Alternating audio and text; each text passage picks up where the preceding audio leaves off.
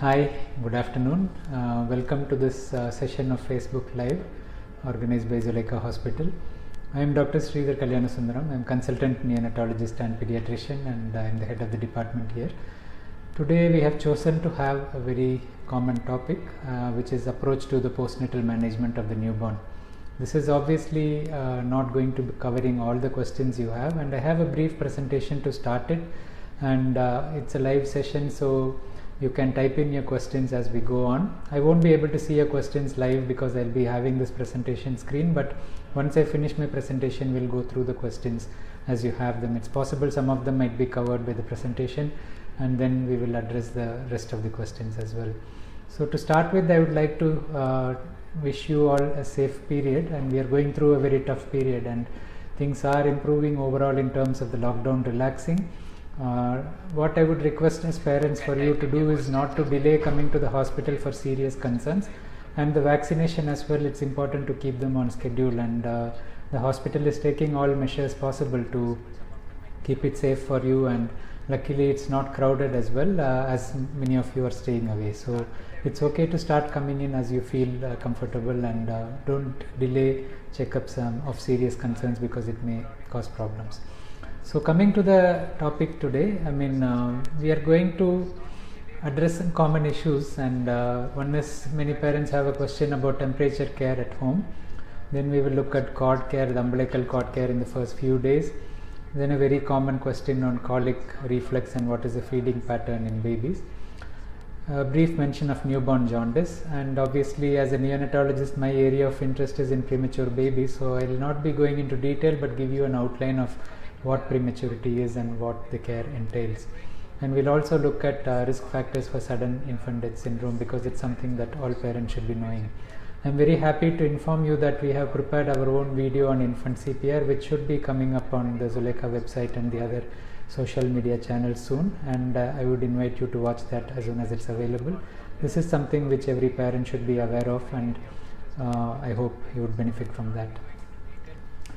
In terms of temperature care, in the hospital we have a room temperature of 23 to 24 degrees for term babies, and in preterm babies we aim closer to 25 degrees. Now we are approaching summer and it gets very hot, so please remember that you have to be comfortable yourself in normal clothing. You shouldn't be too hot, and remember that the babies can lose heat and water vapor, and it's important that we don't keep the room too warm or too humid. So it should be a comfortable temperature. Don't be thinking that the baby needs to be warm all the time. So over wrapping, overheating are also not good for the baby. So even though we say 23 to 24 degrees, it can go cooler depending on the number of layers you have. Always feel the hands and feet of the baby. If the hands and feet are not cold to touch and it doesn't look bluish, that means the baby is comfortable. In a well baby, you don't need to keep checking their temperature. If they look unwell, you can measure the temperature, and if it is on the warmer side, like 37.5 degrees Celsius and above, you can recheck it in 1 hour. No need to panic. You may just be over wrapping, or maybe the room is too warm, or the baby might be dehydrated, especially in the first few days if you are not getting enough milk. So obviously if that continues to persist, you have to seek help. If the baby is cold, and especially if the baby is small or premature, it's possible that they need more heat.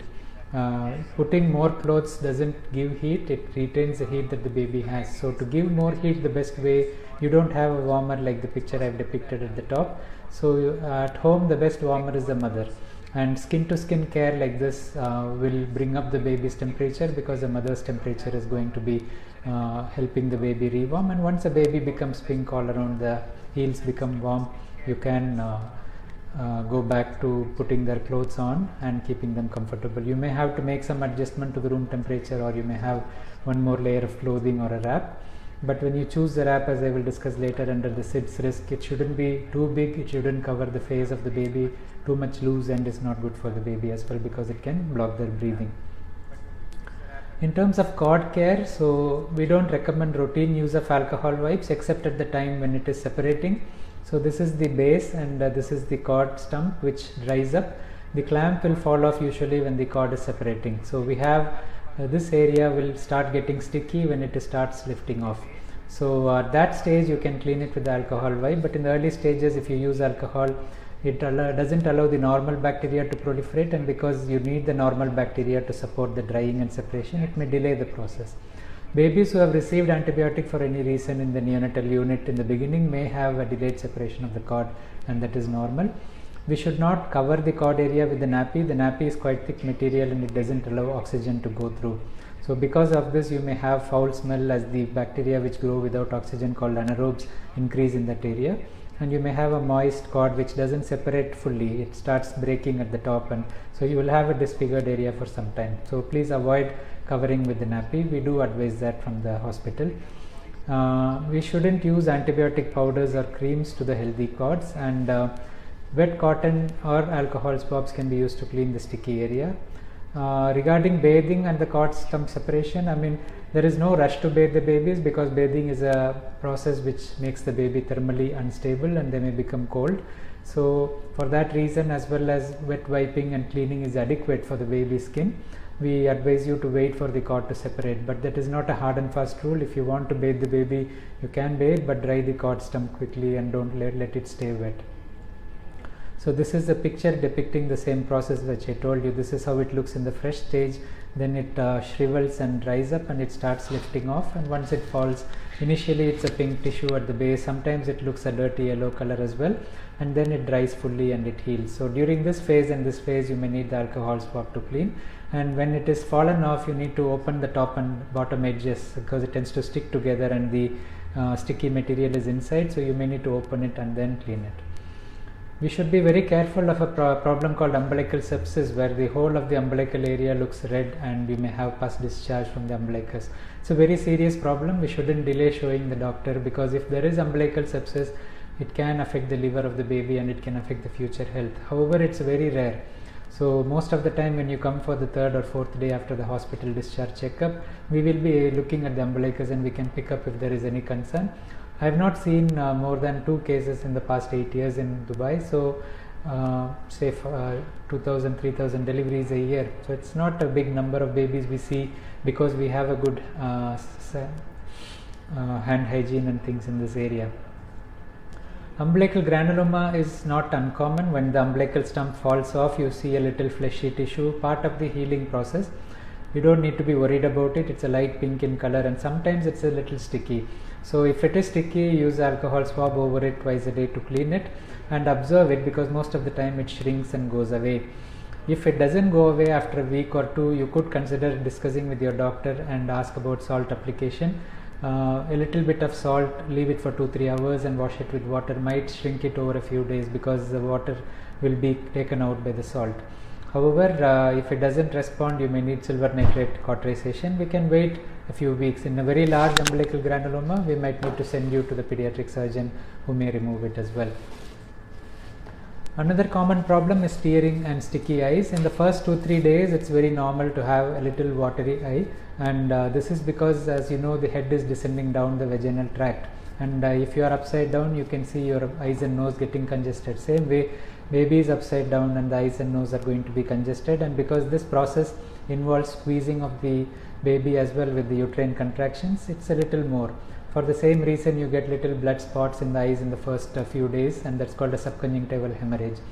And some babies with the cord around the neck may have a suffused cheek, and you may have bluish discoloration of the cheeks, which improves over the few days. After this initial period, I mean, you don't need to be using antibiotic drops. You can put saline drops and clean the eyes and monitor. If it is pus-like discharge, the doctor may decide to treat it with antibiotic drops, especially if it persists. It can be mucousy, that means the normal mucus may stick on, and so mucus alone doesn't mean it's infection. And the same thing if it keeps persisting, especially after the second week when the baby starts producing tears. Normal newborns do not produce tears for the first 2 weeks, and so some babies do it early, but the range is after 2 weeks to 3 weeks that they start producing tears. And at this stage, if the stickiness comes back, especially when the baby wakes up from sleep, or there is watering, it could be because of a nasolacrimal duct obstruction. So this is a tube which drains the tears from the eye into the nose. So this is a gland where the tear is produced, and then this lacrimal punctum is the red part we see in the inside of the eyes, and the nasolacrimal duct may block where it enters the nose. So this block usually is normal in many babies. You just need to massage the upper inner margin of the eyes up and down a few times a day. However, it may take a few months to recover. Very few babies with this problem need to review with the ophthalmologist, but only if the problem persists beyond 9 months to 10 months, because the eye doctor doesn't usually do the probing for that blocked duct till they are 1 year of age or so, and it needs anesthesia. All parents are concerned about neonatal jaundice because there is a fear of whether my baby would need treatment for the same. So what exactly is neonatal jaundice? So when the babies are in the mother's tummy, they have more hemoglobin because the uterus is exchanging the gas, and the baby needs to bind the oxygen strongly when it is exposed to less oxygen. After birth, when the baby starts breathing, this much of hemoglobin is not needed and the baby loses some of it, and this process causes the release of a pigment called bilirubin. The liver is also immature in the beginning, and this is more so in the smaller babies and the preterm babies. So if the baby is born at 37 weeks or 38 weeks, for example, they are at higher risk of jaundice than one born at 39 weeks plus. And when the liver is immature and the production of this pigment is excessive, we have a risk of the yellow color increasing. This process is normal though, and many babies have what we call physiologic jaundice, and it's important to make sure that we don't worry too much about it. However, there are a small number of babies where it can go to very high levels, and if it does go high, it can damage the brain and hearing of the baby, and that is the reason that hospitals have protocols, and we are monitoring to make sure that it is not a risk that your baby's level will go high. So it's an important factor in determining the timing of discharge as well as the follow-up. The higher it is, the earlier you need to come for follow-up. There are some risk factors we look for. It can be due to blood group incompatibilities.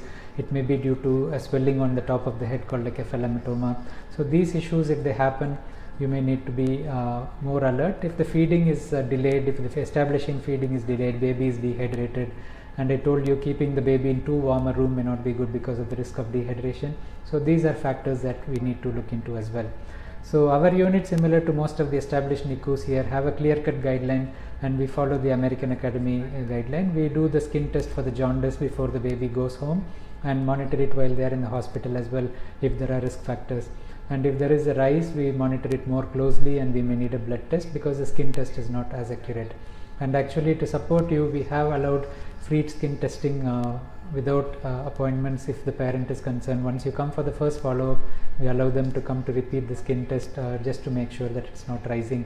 If it is rising, we'll ask you to see one of us. So I have a YouTube channel which has been started last month, and I have lots of videos for parents. One of the topics I have discussed there is neonatal jaundice. So I would request you to go through it. You can just search with my name Sridhar K in the YouTube and you'll be able to find it. There are quite a few useful presentations. I would suggest you look at it. In terms of feeding, we have to encourage breastfeeds as no milk is better than mother's milk. All the mothers go through the first 2 to 3 days when the feeding may be difficult. We have lactation consultants in the hospital, and the Sharjah team is already baby friendly, and we are working towards baby friendly. So these are initiatives which support that we try to give the breast milk and help successful transition to the baby. We should remember that if you are due to deliver your baby and you are watching this, please remember that in the first 2 to 3 days, all mothers go through a period of lactogenesis when the milk has not started coming in. After 2 to 3 days, the lactogenesis 2 stage starts when the milk is actually coming. The first 1 or 2 days you get colostrum, which is called liquid gold, and it has so many immune factors to support your baby's immunity and supports the nutrition as well. The baby has stores built in the body, and unless the baby is high risk, we don't monitor the blood sugar. If you have gestational diabetes or the baby is small or premature, we may do the blood sugar monitoring for your baby to ensure the transition is good. So the first 2 to 3 days, we know the milk output is less. Don't be worried about it. Just ensure that the latch is good, baby is sucking regularly, and there is stimulation for you to produce milk. One of the ways we can stimulate the production, which we encourage here, is to express milk, and you can discuss with the nurses about expressing milk when you are in the hospital. And at home, if you are struggling and the baby is crying, one way to calm down the baby rather than giving formula is to give a little bit of express milk. We avoid the bottle if possible, and you use cup feeds or syringe feeds if it is a very brief period of supplementing. In terms of weight loss in the early days, it's common for the babies to lose some weight. This is because they have extra fluid when they are in the womb, and feeding takes time to establish. So we have to monitor the weight in the first 3 to 4 days and then at the first visit as well to make sure the weight loss is not excessive, because you may need intervention. A very heavy weight loss may mean the sodium in the blood may go up or the jaundice level may go up, and it may be dangerous for the baby. So the weight loss usually stops by 4 to 5 days of life. However, if this is your first baby, it's possible it may take a little longer. And most infants have returned to their birth weight by 2 weeks of age, and if it doesn't cross the birth weight by that stage, we need to be looking at the feeding more carefully. It's possible you are just starting to gain weight at that stage, the baby is starting to reach the level of feeds, and you may not need intervention, but we need close monitoring. So if the infants lose more than 10% of weight, we are more concerned, and more than 12% is actually an indication to do a blood test to make sure the sodium is not high. So we should look for evidence of dehydration, and sometimes if the baby is unwell, that may be one of the reasons why they are not sucking well. So that might account for the weight loss as well. So we assess the feeding, and it's possible that the lactation consultant could observe the feeding, the latch may be incorrect, the baby could have a problem like a tongue tie that is affecting the latch. So we should look into these parts, and it should be done by a person with appropriate training and expertise. The lactation consultant here also offers the service and the 4th floor if you can arrange that as well. Moving on to colic, most of the parents are worried about the colic phase, which starts from about 2 to 3 weeks of age, and it may last up to 2 to 4 months of age.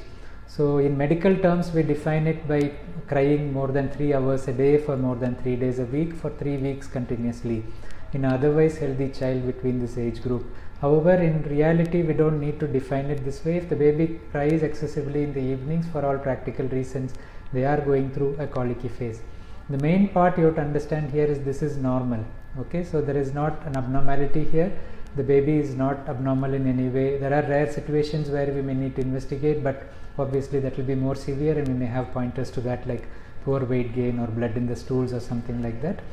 So this is mainly related to developmental changes in the tummy of the baby and the normal bacteria formation in the intestines. This is called the microbiota. These are the healthy bacteria, and there is a difference in the bacteria we have when the baby is born by cesarean delivery compared to vaginal delivery. And actually there are many studies which show that cesarean delivery causes bacteria which are not ideal for the baby, and this may lead to various problems. Our immune system, our brain development, our behavior, everything is dictated by the bacteria we get in our tummy in the beginning.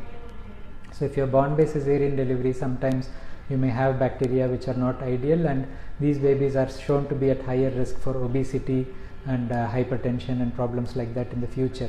So this is one of the things you have to weigh when you are discussing about the need for a cesarean delivery, but obviously if the medical indication is strong, you do have to go for it. And in terms of feeding, the breastfeeding is the best in terms of getting the healthy bacteria, and so colic is usually less when you are exclusively breastfeeding, and that's why we suggest you don't try to use formula at all if possible. If at all you use formula, use it for the minimal period and use the breast milk as best as you can. And the gut microbiota play a role in maturation of the brain, and they produce chemicals in the intestines which are like neurotransmitters, and that's how they affect the brain functioning. But during the initial phase when the baby is adapting, the self pacification process may not be comfortably settled, and that's why the baby cries excessively. So it does settle down with time, and it needs patience. So we need parent support and education. As I mentioned to you, the main thing is not to panic. Feeding technique is important, so you have to be upright. Another reason you have to be upright when you feed is to avoid congestion in the ear, because the tube which connects the inner part of the mouth to the ear is very short in babies. It's called the eustachian tube. It may get blocked when you lie down and feed, and sometimes we see babies with pus coming in the ear though there is no infection, and that is because of problems like this. You have to burp the baby or keep upright a little while after the feeds, and if bottle feeding, there are special teats with anticolic teats which you can use. We can soothe the baby with sound and motion. We can place in a rocking chair or a bouncer chair. The position can be a little elevated as well. You can walk around with the baby in a baby carrier, because movement distracts the baby, the air movement as well, and that's why some parents say that we take our baby for a ride in the car and the crying stops. So distraction basically, and even the drops that we give for colic work more by distraction than by actual effect. Some taste coming into the mouth makes the baby forget that they were crying, and then they calm down for some time. So the mother's diet, many mothers are worried whether they can eat anything. Colic is not linked to anything specific that you eat most of the time. So unless there is any signs of allergy, you don't need to avoid any foods during the colic phase. If the colic is causing the baby to repeatedly cry and the mother ends up feeding the baby repeatedly, you might get reflux. So when the stomach is full and you end up feeding on top of that, the milk is going to come up your foot pipe, and that is called gastroesophageal reflux, and this is mostly a small spit up is quite normal. And in a breastfeeding baby, we do encourage feeding on demand, but if the baby is crying too soon after the previous feed, you better wait some time. And we normally suggest a 2 to 5 hour pattern between the feeds, so it will be on demand, but if the baby cries too soon, try to wait a little bit. So if the baby is active and well and normal physical exam, it's an uncomplicated reflux. All that we need is to delay the feeds a little and keep the baby a little elevated if possible during the day with either a bouncer chair or a car seat inside the house, and don't overfeed the baby. Even with breastfeeding, the baby can finish the feed in 10 to 15 minutes once they learn how to feed and the milk is coming. So don't prolong your breastfeed just for pacification, because the baby ends up getting more milk than they need, and then the reflux. If the reflux is associated with poor weight gain, we have to look at other factors. We may need medications to treat, and when we give medications which reduce the acidity, we should be very careful in babies. We should use it for the minimal period of time, and 3 to 5 days may be enough in most instances. Don't keep continuing it, because you need the acid in the stomach to protect them against infections, and giving these medications for a long time may have side effects. We should also consider cow's milk protein allergy, which may be missed unless you are thinking about it. Another pointer to that may be poor weight gain and blood in the stools. So if you notice any of these, milk protein allergy has to be considered. If you are breastfeeding, you may need to avoid cow's milk products in your diet fully, and then evaluate after 2 weeks. If you are giving mixed feeds, you cannot give the regular formula, and you need to discuss with the pediatrician regarding which one they can choose. Finally, we have the sudden infant death preventive measures, and some of these you might know already, that we should keep the babies to sleep on their backs. We do advocate tummy time to avoid head flattening, but while sleeping the baby should be on their back. We should also keep the baby only on a firm surface like a mattress. Don't keep a pillow near the baby, because the baby can suffocate. To prevent rebreathing, do not put larger blankets or comforters, stuffed toys or pillows near the baby. So this rebreathing builds up their carbon dioxide, and the same with the prone position. If the carbon dioxide builds up, their respiratory reflexes, which are supposed to stimulate their breathing, may get depressed, and they may stop breathing, and then if they don't start breathing again, unfortunately the baby may die, and that's why it's called sudden infant death. Typically happens under 4 months of age, and it's not common, thankfully, but we should be clear about it. Again, smoking in the parents or passive smoking is also a risk. Baby should be immunized to age, and breastfeeding is one of the factors that reduces. Use of pacifier is controversial because with baby friendly practices we don't recommend using a pacifier, but if the baby continues to be irritable and doesn't self pacify, using a pacifier has been shown to reduce it. The same applies to use of pacifier in terms of colicky babies and refluxing babies, because it may affect the baby to feed too frequently and they reflux more. So to reduce the frequency of feeding, you may consider using a pacifier. So another pointer is what we discussed in the beginning. The baby should not get too warm while sleeping, and we should avoid co-sleeping if possible. Lastly, slide on prematurity to give you a pointer. So we have this baby who is less than the size of your hands, and this baby is around 700 grams. So we can actually save babies who are half this size. So 300 grams onwards we have survivors. In Zuleika Hospital last year we had 3 babies of 23 to 24 weeks going home successfully and healthy. And remember that neonatal intensive care is very advanced now. We can do a lot of things to save these babies, and we have all the facilities. So you can see this tiny hand holding the parent's hand. As early as that, they are mature enough to do all these activities. Neonatal intensive care doesn't mean just prematurity. Babies who have breathing difficulty, where there is a risk of infection in the baby, those who have some surgical problem in the newborn period, all these babies are managed. Cardiac babies, for example, with heart disease. So we have a level 3 neonatal intensive care unit, and we have a good team supporting us. We have excellent results here. So if you have more interest about preterm babies in general, I have put up a presentation on the course of a preterm baby while they stay in the NICU in my YouTube channel. You are welcome to watch that as well. So I think we'll go on to the questions on the Facebook page, and I hope I can answer some of your questions.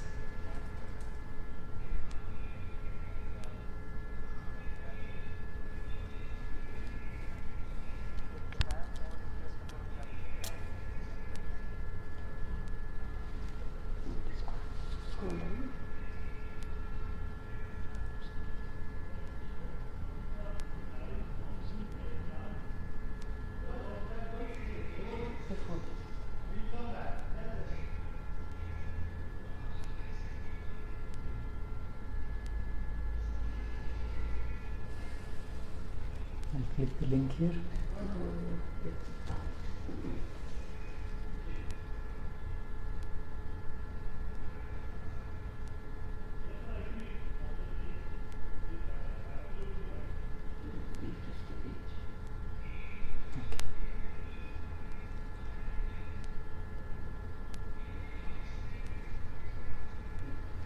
So I hope this presentation has been useful, and I think it stays on the page for some time, so you're welcome to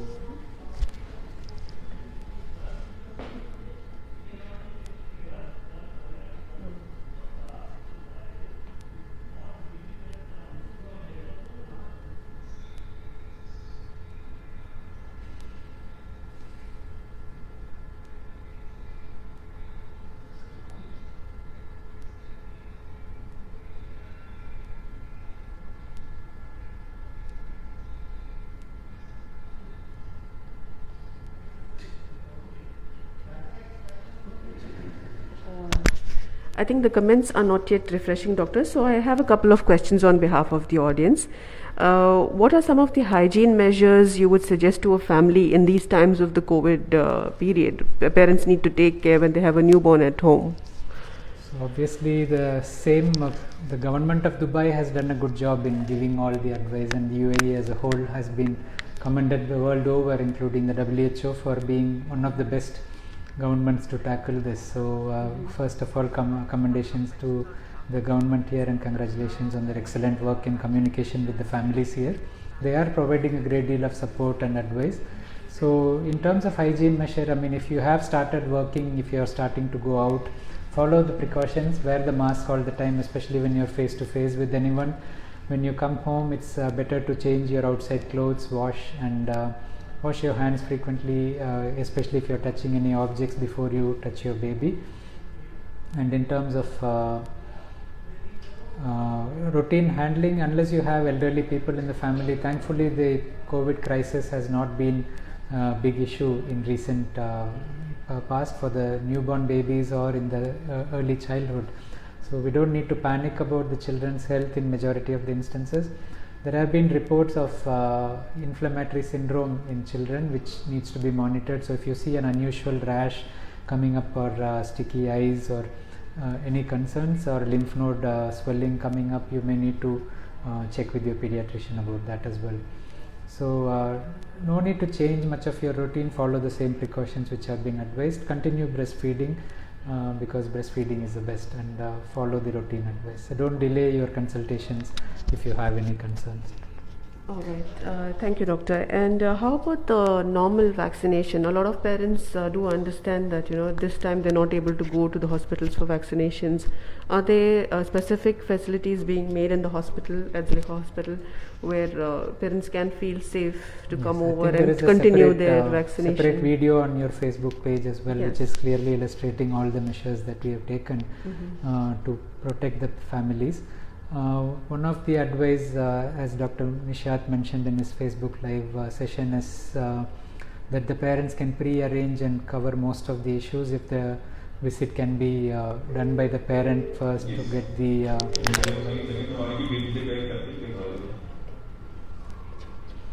so if we have facilities for the parents to come and get the insurance sorted before the baby comes, then it should be easier. It saves time. Of course, the baby may need to be examined before the vaccine is given, but it doesn't take too long now. As I said, the hospitals are not crowded. and that's a good thing for families. And vaccines, I wouldn't recommend waiting too long. Of course, waiting a week or 2 weeks is fine, but don't delay it too much. And some vaccines like the rotavirus vaccine has age limit within which it has to be taken, beyond which you cannot take it. So the MMR vaccine as well has to be clearly within the time, because especially the first dose, measles is rising and we should be making sure we are protecting the baby at the earliest. Okay. Are there any months or duration parents need to keep in mind when all the vaccines due should be complete? I mean, we have the clear schedule given by the DHA, Okay. and our booklet gives you. So as I said, 1 to 2 week delay is okay for most of the vaccines except the ones I mentioned. All right, doctor. And parents are concerned about the sleeping patterns sometimes of the child. Maybe the child is continuously crying in the night. Or how many hours is an ideal sleeping time for a newborn? This is quite variable. So, I mean, one of the things we shouldn't worry about is how much the baby is feeding or how long the baby sleeps. So, both these are very unpredictable. It varies from baby to baby, and even in the same baby from time to time. It depends sometimes on the mother's diet, sometimes it depends on her mood. If she has just fought with her husband, the baby may be more fussy. So, if she is very calm and relaxed, the baby is likely to sleep better. But unfortunately, like anything in life, not everything is in our hands. So, we have to accept a little variability and be aware that variability is normal. As the child gets older, the mothers get confused that they are not sleeping as they used to. This is normal as well, and babies need less sleep as they grow older. And normally babies just feed, sleep. So their wake time when they are playing is very minimal in the beginning, and we say 16 to 18 hours sleep is normal. But certain days, if the baby is colicky, they cry more, so the sleep time reduces, unfortunately. Okay, doctor. And probably the last question, you have explained a lot of symptoms or anything to be watched out for the babies during this time.